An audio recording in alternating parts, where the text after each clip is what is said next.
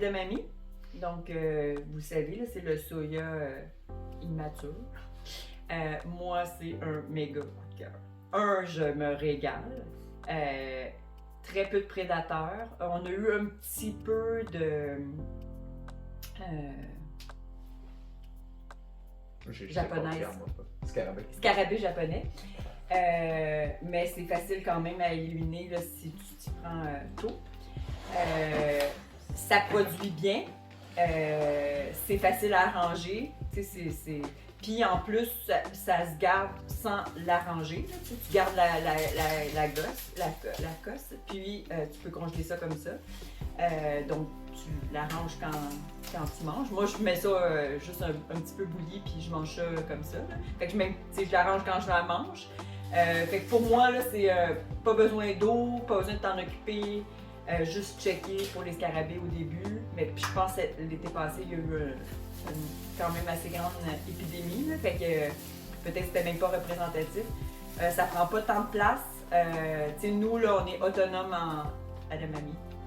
On en a pour toute l'année, puis on en donne aussi. Là, fait que gros coup de cœur pour moi. Et le rendement, sur un pied, tu récoltes combien d'écosse? Ben, on avait peut-être, mettons, sur 60 graines, puis on est autonome toute l'année. Ah, ok. Ouais. Et ça prend de l'espace?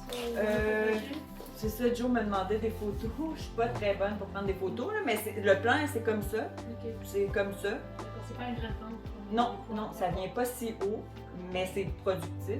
Okay. Puis, tu peux l'enlever, t'attends pas comme juste en septembre pour récolter. Là. Okay. Aussitôt qu'il est vert, tout ça, puis que tu vois que ça s'est bien formé, tu peux les enlever. Là. À partir de fin août, mettons, tu peux commencer à les enlever. Et l'ensoleillement? Moi, c'était soleil mi-ombre, donc pas full soleil. Ouais, vraiment un beau coup de cœur pour moi. Après ça, ben ça ressemble les fèves noires au rouge. Je vais essayer un petit peu. Premièrement, on le voit. Ça, c'est une rouge. Elle est magnifique, ouais. Moi, je trouve ça vraiment productif, là. Tu sais, je mets... Ça, c'est un peu le comparatif pois chiche versus haricots. Tu sais, là, on voit qu'il y a vraiment moins de cosses. Ben là, il y en a qui sont tombés aussi, là. Puis dans les cosses, il y a un ou deux pois chiches versus comme... Ça, c'est fucking plein de bines, là, tu sais, à part ceux qui ont tombé, là. Mais il y en a beaucoup aussi, tu sais. Moi, un plant égale comme 2 repas. Ça, je trouve ça productif. Pas de prédateurs, pas de travail vraiment au jardin, là. Moi, je sème, je vais... À peu près 3 semaines après, on va désherber un peu, là. Mais c'est tout, tu sais. On couvre pas le sol non plus, c'est une plante qui aime ça... Ben, comme bien des grains, là, ils aiment pas ça, avoir trop d'humidité. C'est tout ce qu'on essaie de faire avec le paillage, là. Moi je le fais pas avec les grains, là. C'est ça la nuit. Puis super nutritif aussi, là. Fait que j'ai juste des bonnes affaires pour là-dessus. Puis tu sais là on fève rouge ou noir, là, mais tu sais tous les haricots de Lima, les haricots à cassoulet aussi, là, pour moi c'est tout un petit peu la même chose, là. Ils vont être plus ou moins productifs, là. Ils n'auront pas exactement le même rendement, mais c'est tout super intéressant. Tu les récoltes comme ça, tu les gardes comme ça? Ouais, exact. Jusqu'à temps qu'on les batte. Okay. Donc quand la cosse commence à devenir un peu sèche, tu coupes ton plant et tu le suspends quelque part pour que... Exact. Même, tu vas flirter un peu, tu sais, dans les temps de récolte, on en parlait plus tantôt, là. Mais tu vas flirter un peu avec la météo. T'sais. Moi, s'il y a un super bel automne vraiment sec, là, ça se peut que je les ramasse mes haricots qui sont presque prêts à être emballés. Okay. Ils ont presque séché. Mais si c'est full humide, des fois, je vais comme attendre une journée qui sèche, là, puis je chope un peu plus tôt, puis je le mets en dessous d'un toit, là, pour pas qu'il soit humide. Fait que moi, je le fais pas comme ça. Moi, j'écueille, donc j'enlève tous mes haricots, je laisse mon plant, puis je le chope, puis je le laisse là. Donc, je le coupe pas mon plant, là. Puis, l'erreur que j'ai fait, c'est que j'ai tout le temps hâte. Donc, moi, mon chum, il dit, faut les laisser sécher. Je dis, ouais, mais faut les arranger. C'est ça. Fait que quand on les laisse pas assez sécher, ils viennent par moisir, en fait. Fait que j'ai eu un petit peu de problème avec les fèves noires puis mes pois chiches. Fait que j'ai quelques pois chiches qui ont moisi un petit peu parce que je voulais trop vite les arranger. Fait qu'il faut prendre notre temps, bien les laisser sécher, aérer avant de les arranger. Mais moi, je cueille mes trucs. Puis comme je dis, je laisse tout au jardin. Ben, faut. Les deux, c'est correct. Là. Ouais, c'est ça. Ben, ça monte, puis aussi ça. Aussi, Ouais, puis c'est quoi le setup que t'as aussi, tu sais, comme nous, on a moins de place que Christiane pour faire sécher, fait que c'est plus facile que comme ça reste au jardin plus longtemps. Ça dépend de plein de choses, tu sais. Fait qu'il faut que ça soit sèche, ça c'est dans tous les cas. Mais après ça, la façon d'y arriver, il y en a plein. Fait qu'un autre chouchou, le pois chiche. Fait on a la même variété, moi puis Joe, parce qu'on s'échange nos graines. On se montre nos graines. On se montre nos graines. Fait que c'est moi qui avais trouvé ça en Saskatchewan. C'est un pois chiche noir, en fait. Coup de cœur, vraiment bon. Ça pousse bien, pas de prédateurs, pas besoin d'eau. Moi, il était très à l'ombre, vraiment pas de soleil. Puis moi, c'était aussi planté avec des couches. Là. Tout ça, mes fèves, mes edamames, mes pois chiches, la plupart étaient intercalaires avec des couches. Productif, vraiment pas de soins, pas besoin de leur parler, rien. ça pousse. Ils sont autonomes. Ouais, ils sont autonomes. Ouais. Ben moi, j'aime bien ça de même. C'est sûr que c'est un petit peu moins productif là, qu'une fève, parce que c'est comme Joe vous disait, là, c'est 1 ou 2 pois chiches. Fait que, tu sais, pour être. Mettons, tu as une famille avec 2 enfants, là, ça te prend quand même une grande distance, mais je trouve que le travail vaut la peine, même si ça fait. Peut-être nous, ça nous fait 5-6 repas là, pour 2. Fait que c'est pas. Tu sais, puis on avait la même planche que les fèves qui nous durent peut-être 4-5 mois. T'en avais combien pour 5-6 repas? J'ai tout ça dans un autre chiffrier, je sais pas, là, mais je dirais à peu près comme 60, parce que ça avait la même longueur que mes edamames, là, fait que peut-être 60 plants. Mais peut-être qu'ils étaient à l'ombre pour ceux qui ont moins produit. Tu sais, là, je vais les remettre au soleil. Mais c'est juste pour. Ouais, une soixantaine de graines. Ou est-ce que c'est. Une soixantaine de graines. C'est ça. Ok. À bonne nuit. Ouais. Ben là, tu sais, on a vu une couple, là, fait que je pense qu'après ça, ça va beaucoup revenir, là, un petit peu au même, là, mais fait que je vais y aller plus spécifique, là. Mais l'avoine nue, moi, je l'aime parce que normalement, l'avoine, normalement, tu sais, t'as comme la pochette ici, puis là, après ça, il y a un grain, puis là, autour du grain, il y a Une espèce de truc, comme une petite robe. une peau, là, ouais, qui est quand même quelque chose à battre, là, pour enlever. Mais l'avoine nue, il n'y a pas ça. Tu fais juste enlever le grain de la pochette ici, puis l'avoine, il est prêt. Ce qui est vraiment considérable dans le travail de battage et de nettoyage. Là.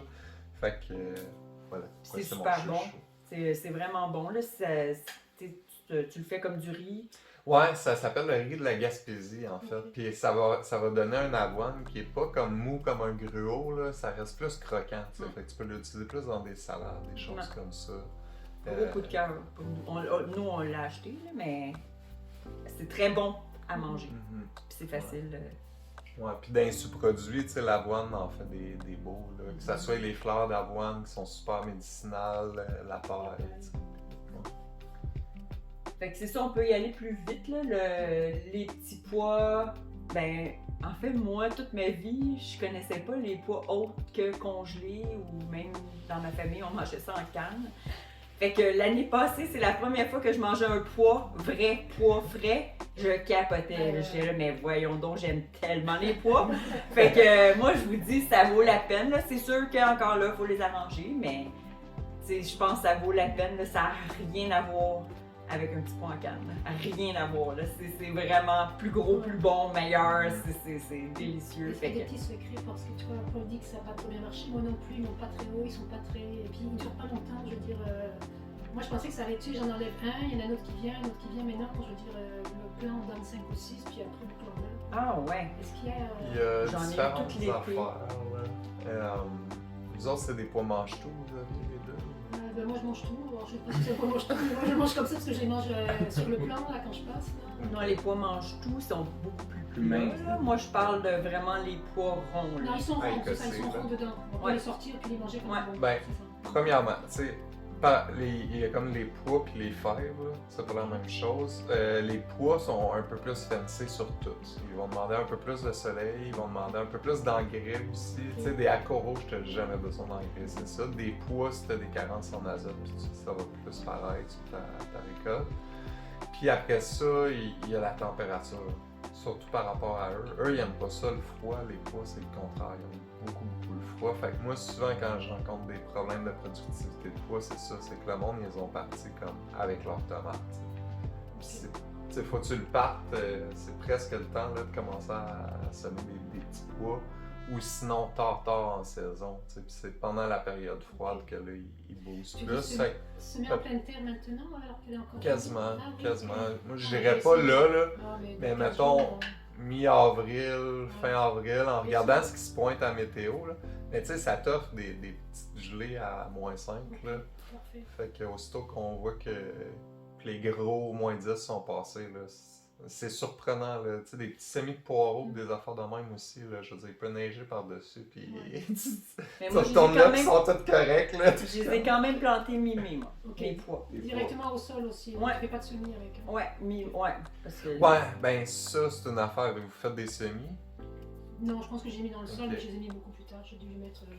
famés. quelque Parce chose. que ça, c'est sûr que c'est deadly là, pour les pois. Ils ont Ouais. vraiment pas ça. Là. Ouais. Puis moi, Transplantation pois, non. moi Je dirais qu'au sol. j'aime pas ça, là, juste écouter puis pas faire de quoi toute ma vie. Fait que je l'ai essayé, là, le test transplanté, pas transplanté. Puis ça n'a pas Ouais, rapport. c'est là. vrai. Ça n'a pas rapport. Ils n'aiment pas ça avec bouger. Moutarde, c'est vraiment facile. Sarrasin, luzerne, lupin, sel d'hiver. Tu voulais-tu comme fenugrec parce que c'est un peu à part? Pourquoi tu appelé fenugrec? Ben, il voulait... Ah, c'est C'est fenugrec. fenu. Ah, désolé. C'est pas grave. Je pensais que c'était un jeu de mots parce que Non. quelque chose de rigolo que t'allais nous expliquer. Non, non, Même c'est pas. une erreur de Point, fatigue. point, point. C'est ce que c'est un fennec. Hein? Non? C'est un petit renard du désert. Ah! Non, excusez, fenugrec. Mais, ben ouais, fenugrec, nous, on l'a essayé cette année, puis c'est tombé dans nos coups de cœur quand même, parce que ça a vraiment, ça a été facile, quand même pas pire productif, ça donne des longues cosses avec comme une bonne quinzaine de grains dans chaque. Puis après ça, nous, c'est au niveau des germinations qu'on l'utilise beaucoup, là. Fait que c'est le fun, ça te fait quelque chose de facile à stocker, puis après ça, tu sais, pendant l'hiver, ben, on peut avoir du verre un petit peu. Ça change-tu l'odeur de votre soir? Ouais, C'est absolument. quand même spécial. À un Ouais. moment donné, j'étais comme, ben voyons, qu'est-ce qui se passe avec C'est tout du ça? sirop d'érable. J'étais comme, ça pue pas, mais si tu me reconnais pas, tu sais. Ouais. Tout le monde autour de moi, même mes amis, puis tout, ils étaient tout comme, ah, T'es qu'est-ce qui se passe avec malade. toi? Cette petite plante qui pousse partout avec des fleurs jaunes, là, que moi j'associe à la moutarde, est-ce que c'est la même que ça? Parce que moi j'en ai plein sur mon Je sais terrain. pas. tu Il sais. y a, il y a la Il y a une moutarde moutarde sauvage. indigène, c'est ça. Il y a de la moutarde sauvage qui C'est ça. pousse, moi j'en ai aussi. C'est ça. Mais tu en fais rien de celle-là, toi? Moi, ici, non. Ben, par manque de temps, là. Ok. Je vais un jour m'y attarder, mais Ok. non, j'ai rien fait. Parce Puis que j'en ai pas elle est- tant que ça. Tu sais, c'est des petites talles ici Ok. et là. J'en ai un peu partout, mais pas gros volume. Ça aussi, hein, c'est, tu sais, choisir. Tu sais, c'est plus où j'ai semé. Puis là, Ouais. c'était un grand champ, Ouais. c'était facile à ramasser, là. Moi j'ai adoré. Je trouve ça beau, là. Les feuilles de moutarde, les fleurs de moutarde. Ouais. Puis dans les salades aussi, ça Ouais, c'est ajoute ça. vraiment de quoi de le fun. Là. C'est vraiment beau. Puis, tu sais, de faire ta moutarde, c'est quand Ah, parce même. que c'est ça que t'as été Ouais, jusque-là? moi j'ai ramassé ma moutarde puis Ah, ok. on a fait notre moutarde. Fait que pendant 6 mois, on n'a pas acheté de moutarde. Wow. Je trouvais ça vraiment hot. Ok. Puis qu'est-ce que je voulais dire? Ah oui, puis la moutarde, ben, je sais pas si vous le savez, mais toutes les fleurs jaunes, ça apporte du phosphore. Puis même si beaucoup d'agronomes m'ont dit que c'est impossible que j'aie pas de phosphore dans mon sol, mes analyses de sol me disent que j'ai pas de phosphore. Fait que je comprends que ça se peut que ça soit impossible, mais en même temps, pourquoi que j'ai fait dans plusieurs labos puis ça revient tout le temps négatif, là. Fait que moi, d'ajouter des fleurs jaunes, c'est quand même bien pour mon sol. Est-ce que ça s'applique partout? Je sais pas. Puis le lupin, Véronique, je suis sûre que tu le sais, mais c'est pas tous les lupins qui sont comestibles. Fait que c'est tous les lupins qui sont bons comme fixateurs d'azote, mais c'est seulement le blanc qui est comestible. Fait que, Parce que les autres sont toxiques. c'est ça. Fait que Puis faites attention. Ça en est un autre qui est très envahissant aussi, là. Fait qu'il faut faire attention, là. Moi, je connais une fille qui avait lu 2-3 livres de permaculture, puis a décidé de faire un jardin de permaculture dans une école, puis là, il est plus occupé depuis 3 ou 4 ans, là, puis c'est comme 90% du lupin son jardin. Là, tu sais. C'est beau, hein, c'est beau. Il y a les arbres qu'il avait plantés là, qui dépassent le lupin, là, à part ça. Ben, Le moi aussi, reste, moi, je trouve que c'est c'est très beau. magnifique, c'est Ouais. ouais. Ben, c'est le même genre d'affaire que tu sais, c'est intéressant de faire une table à part